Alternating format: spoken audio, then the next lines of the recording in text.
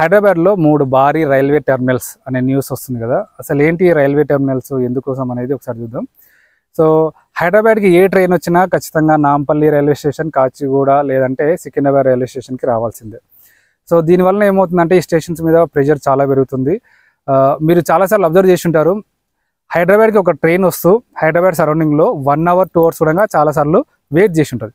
దేనికోసం అంటే ఆల్రెడీ ఆ స్టేషన్స్లలో ప్లాట్ఫామ్స్లలో ట్రైన్స్ ఉండడం, ఆ ట్రైన్స్ వెళ్ళిన తర్వాత ఈ ట్రైన్స్ రావాల్సి వస్తుంది కాబట్టి 1 hour 2 hours కూడా డిలే అయిన సందర్భాలు చాలా ఉంటాయి.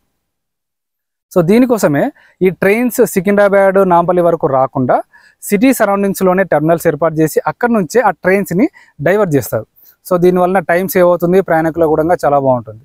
సో దీనికోసమే ఈ రైల్వే టెర్మినల్స్ని అయితే తీసుకురాబోతున్నారు.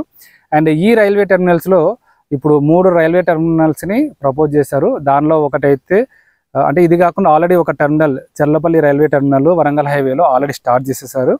అండ్ రిమైనింగ్ 3 టెర్మినల్స్ ఇప్పుడు ఔటర్ రింగ్ రోడ్కి, రీజనల్ రింగ్ రోడ్కి మధ్యలో రాబోతున్నాయి. దానిలో ఒకటి బెంగళూరు హైవేలో చూసుకున్నట్లయితే మనకు జూకల్ దగ్గర రాబోతుంది. అండ్ వికారాబాద్ రూట్లో చూసుకున్నట్లయితే నాగిరెడ్డిపల్లి దగ్గర రాబోతుంది. అండ్ నిజామాబాద్ రూట్లో చూసుకున్నట్లయితే డబిల్పుర అనే ఏరియాలో ఈ భారీ రైల్వే టెర్మినల్ను తీసుకురావాలనే ప్రపోజల్ని ఈ రైల్వే అధికారులు సీఎం రేవంత్ రెడ్డి కూడా సబ్మిట్ చేయడం జరిగింది. సో ఇలా ఈ భారీ రైల్వే టెర్మినల్స్ వలన రాబోయే రోజుల్లో మనకు ట్రాన్స్పోర్టేషన్ అనేది ఇంకా ఈజీ అవుతుంది. సో ఇది కాకుండా మనకు ఆల్రెడీ రీజనల్ రింగ్ రోడ్ అవతల ఔటర్ రింగ్ రైల్ అనే ప్రాజెక్ట్ కూడా వస్తుంది.